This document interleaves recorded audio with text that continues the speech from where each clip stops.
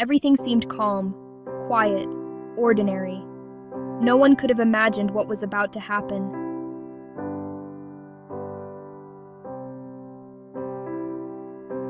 In a single terrifying moment, the driver lost control, and the car disappeared beneath the icy surface.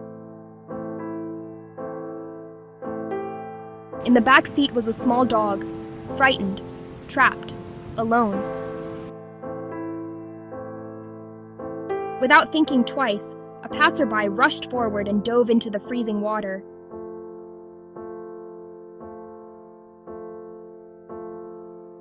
The door wouldn't budge. The water kept rising. Every second felt like forever.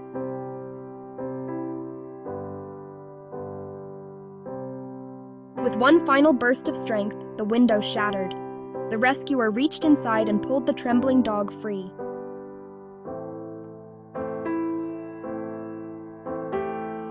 They fought their way back to the surface. Cold, exhausted, but not alone. The little dog survived, because one person chose courage over fear. In the darkest moments, one brave decision can mean everything.